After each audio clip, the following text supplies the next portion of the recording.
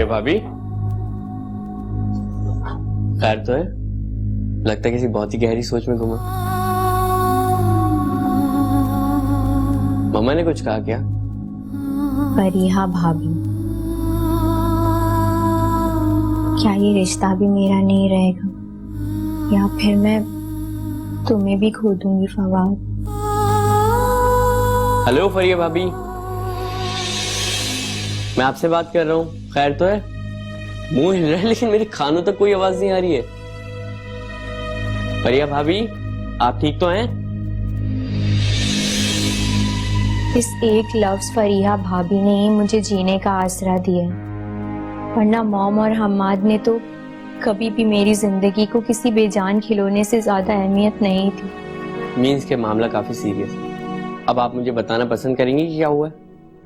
मैंने मॉम से कहा कि आपको आगनामा वापस ले लेना चाहिए, लेकिन उन्होंने मुझे कहा कि मुझे इस मामले में नहीं बोलना चाहिए और हम्माद के आने का इंतजार करना चाहिए ताकि वो आके मेरा फैसला करे। मम्मा ऐसा कैसे कर सकती हैं? वो आपकी सारी की हुई खिदमतें भूल गई हैं। फवाद, तुम प्लीज हम्माद से कोई राब्ता करो ताकि हमें पता चले कि मॉम के आगे क्या इरादे हैं। भाभी, आप जानती हैं हम्माद भाई की सोच कौन सी मम्मा से अलग है। लेकिन खैर, आप कह रही हैं तो मैं भाई से बात करके देख लेता हूँ।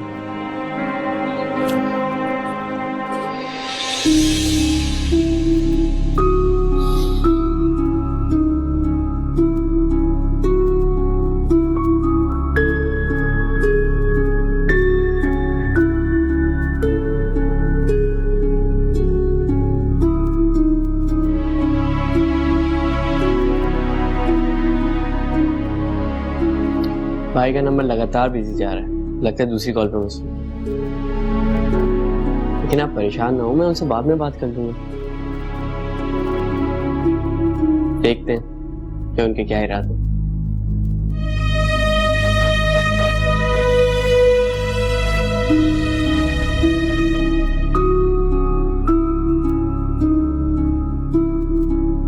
आर्यन, जो भी हालात हमारी जिंदगी में आए हैं उसमें सारे का सारा कसूर मेरा तो नहीं है।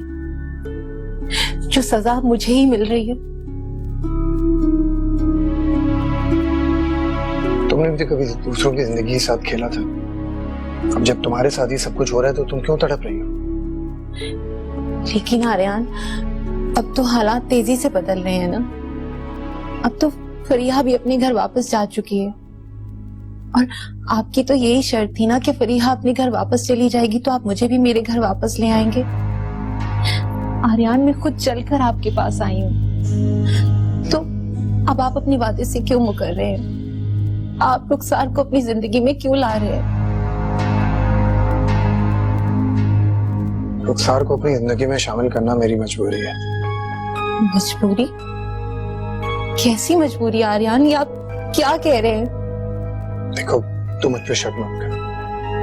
मेरी बात का ये मतलब नहीं। जिस तरह मैंने तुमसे वादा किया था कि मैं तुम्हें इस घर में वापस लेकर आऊं, इसी तरह मैंने रुखसार से उसकी जिंदगी में खुशियां लाने का वादा किया। तुम्हें इस घर में लेकर आकर एक वादा तो मैंने पूरा कर लिया। रुखसार से शादी करना मेरी मजबूरी है। लेकिन आर्यन, आप रुखसार से सॉरी भी तो कह सकते हैं ना, उससे ला ताल्लुक भी तो हो सकते हैं आप। अभी आप दोनों के बीच में ऐसा कोई बंधन बना तो नहीं। बस कर दो यार, बस बहुत हो गया। मैं तुम्हें कह चुका हूं कि रुखसार से शादी करना मेरी मजबूरी है, क्योंकि तुम अच्छी तरह जानती हो कि अगर एक बार मैं कुछ बात कर दूं तो मैं वो जरूर करता हूं। समझी तुम?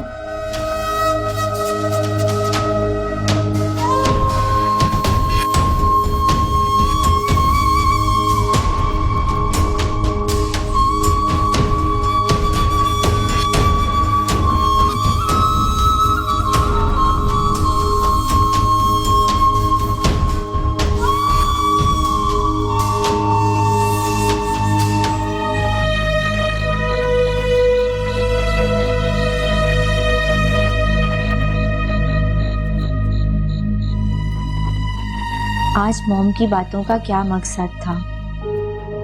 मैंने तो इस घर की भलाई और उनके अपने बच्चों के लिए ही समझाना चाहा था, मॉम अगर इसी तरह फैसला करती रहीं तो एक वक्त में वो खुद ही तन्हा रह जाएंगी। लेकिन इसके जवाब में उन्होंने मुझे किस तरह जता दिया कि अभी मेरा फैसला होना बाकी है कि हम्माद मुझे अपनी जिंदगी में रखेंगे या फिर निकाल देंगे।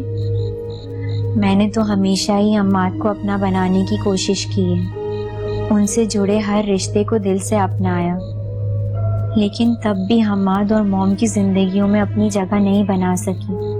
हम्माद का रवैया भी मुझसे अजीब सा है। उसने कभी भी मुझे बहुत ज्यादा मान नहीं दिया। अभी भी मॉम ने मुझे किस तरह से मेरी हैसियत याद दिला दी। उफ खुदाया, अभी मेरी जिंदगी में पता नहीं कितने इम्तिहान बाकी हैं। ना जाने हम्माद के आने के बाद मेरे लिए क्या फैसला हो।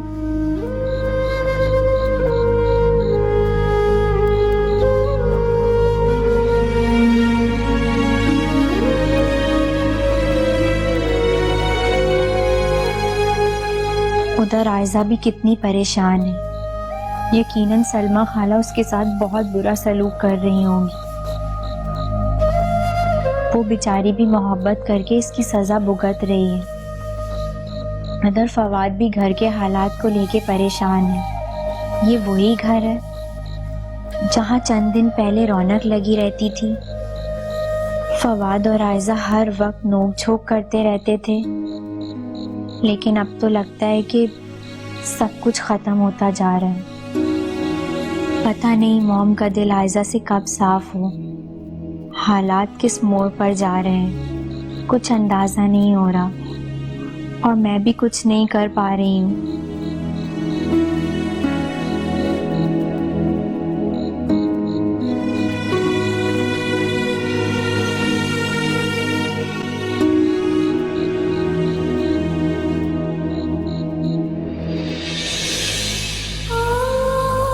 लेकिन मैं भी हिम्मत नहीं हारूंगी। मैं भी आयजा और फवाद को उनका हक दिलाकर रहूंगी। मुझे अब नजर रखनी होगी मॉम को कौन भड़का रहा है। मुझे ही देखना होगा, मुझे ही कुछ करना होगा आयजा के लिए और इस घर के लिए। मुझे हम्माद को भी नहीं खोना है, मुझे ही इस घर को टूटने से बचाना है।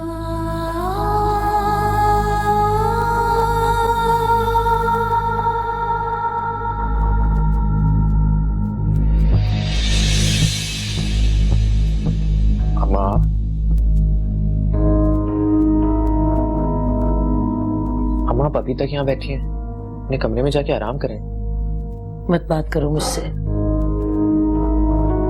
तू धमकी देता रहता ना मुझे हर वक्त कि घर छोड़ के चला जाएगा। अरे तू क्या जाएगा, मैं खुद ही ये घर छोड़ के चली जाऊंगी बिगल बजा के। कैसी बातें करी अम्मा, आप कहाँ जाएंगी घर छोड़कर? अल्लाह की बहुत बड़ी दुनिया है बेटा, कहीं ना कहीं तो कोई ठिकाना मिल ही जाएगा ना। लेकिन अब तेरी धमकियों में मैं नहीं आऊंगी, कम से कम चली जाऊंगी मैं कहीं भी। क्यों बच्चों जैसी बातें करी, कुछ तो अकल से काम लिया। देख सारी, तुमने पता नहीं मुझे क्या समझ रखा है। अरे हर वक्त एक ही धमकी देता रहता है मुझे कि मैं घर छोड़ के चला जाऊंगा, मैं घर छोड़ के चला जाऊंगा। तो ये बेहतर नहीं कि मैं खुद ही चली जाऊंगी ये घर छोड़ के, और तू रहे इस घर में, ये तेरा घर है। उस चुड़ैल के साथ तो अकेला रहे, खुश रहे। कुछ तो सोचे अम्मा, क्यों मुझे मेरी नजरों में गिरा रही हैं? अब इस उम्र में आप दरबदर होंगी। अम्मा आप खुद सोचे, आप जो आयजा के साथ करें, क्या हमारा माशरा, हमारा मजहब इसकी इजाजत देता है? आप अपनी बहू पे अपने घर के दरवाजे बंद कर रही हैं, ये कहाँ का इंसाफ है अम्मा? वैसे भी ये जो भी कुछ हालात है, इसमें क्या आयजा अकेली कसूरवार है? मैं भी बराबर का ही जिम्मेदार हूं ना उसमें। तो फिर तो घर मुझे भी छोड़ के जाना चाहिए। आप ही बताएं कहाँ गलत हूं? लेकिन तू भी सोचना बेटा, तेरे सिवा इस दुनिया में मेरा है ही कौन?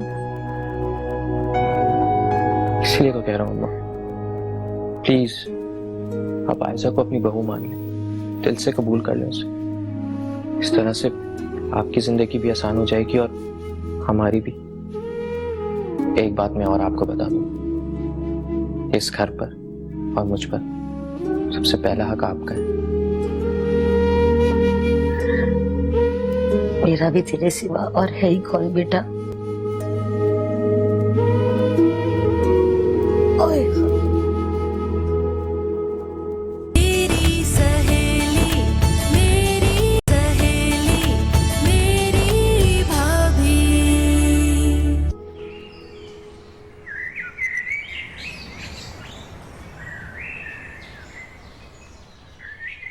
शबाना खाला,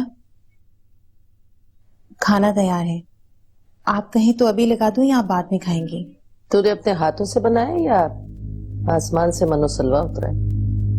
शबाना खाला, मैंने अपने हाथों से आपके लिए खाना बनाया है। चाइनीज आपको बहुत पसंद है ना, तो मैंने वही बहुत मेहनत से आपके लिए बनाया है। आर्यन नाश्ता करके गया है या ऐसे ही भूखे पेट चला गया? नहीं शबाना खाला, मैं सुबह जल्दी उठी थी और अपने हाथों से आर्यन के लिए नाश्ता तैयार किया था। उन्होंने खाना तो दूर, उसकी तरफ देखा भी नहीं, बगैर नाश्ता किए ही चले गए। वक्त वक्त की बात है। एक वक्त था जब फरीहा सारी चीजें बना के ट्रे सजा के तुझे दे देती थी और तू आर्यन को अपना नाम कह के उसे खिलाती थी और तारीफें वसूल करती थी। आज वही आर्यन है जो तेरे हाथ के बनाए हुए नाश्ते और खाने को पूछ भी नहीं रहा। बड़ा जुल्म किया तूने फरीहा के साथ। सारी दुनिया में उसे जलील और रुस्वा करने की कोशिश की, लेकिन देखा अल्लाह की लाठी बड़ी बेआवाज है। आज वो अपने घर में बहुत खुश है और तू परेशान। लेकिन शबाना खाला, मैं फरीहा से माफी मांग चुकी हूँ और आप सबसे भी मांग चुकी हूँ।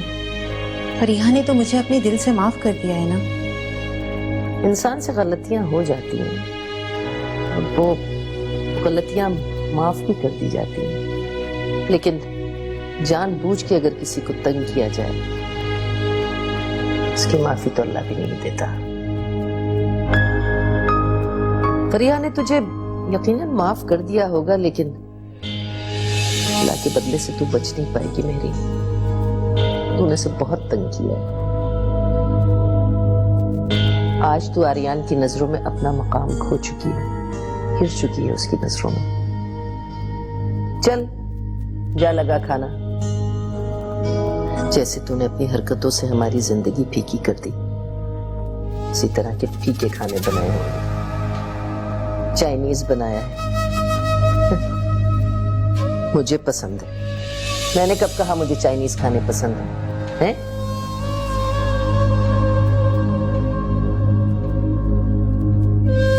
जी।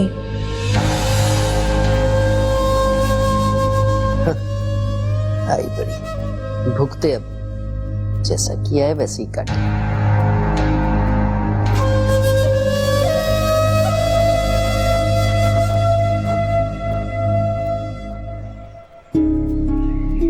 मैं भी सोच रहा था आपके पास ही, बहुत अकेला सा फील कर रहा था। फवाद, मैं भी तुम्हें याद कर रही थी, तभी तो तुम्हें ढूंढती हुई यहाँ तक आ गई।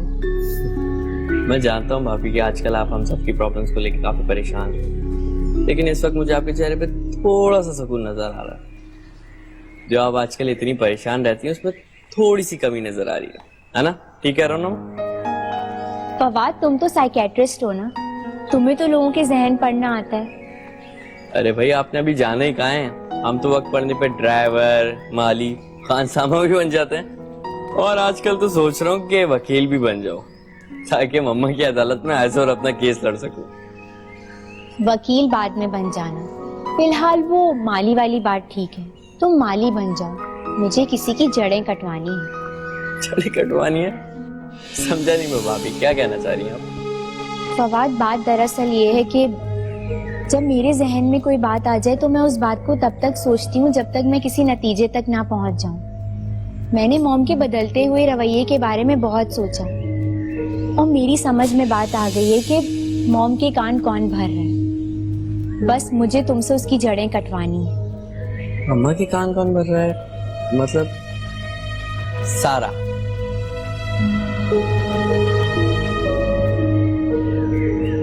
हाँ, अगर हम उसको घर से निकलवा देते ना तो मम्मा भी खुद ब खुद ठीक हो जाएंगी।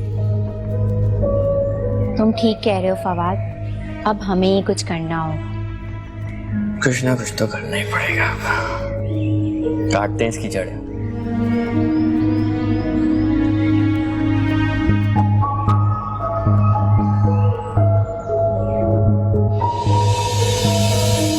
अब उसकी जिंदगी कौन सा नया मोड़ लेगी। मैंने जिंदगी में फरीहा पर, शबाना खाला पर बहुत जुल्म किए जो मेरे लिए ताना बन गए, लेकिन मैं हिम्मत नहीं हारूंगी। जरूरी तो नहीं है कि जैसे शबाना खाला कह रही हैं कि ये हालात मेरे लिए सजा ही हो। ये भी तो हो सकता है कि मैंने अच्छाई की तरफ कदम बढ़ाया है तो अल्लाह पाक मुझे आजमा रहे हो। हाँ, मैं साबित कदम रहूंगी, मैं इन हालात से घबराऊंगी नहीं। अगर आर्यान मेरा है तो उससे मुझसे कोई नहीं छीन सकता।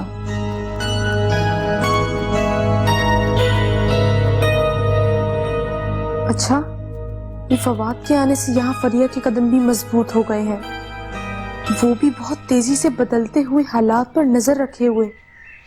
लेकिन अगर यहाँ खाली आंटी का मामला होता तो मैं संभाल लेती।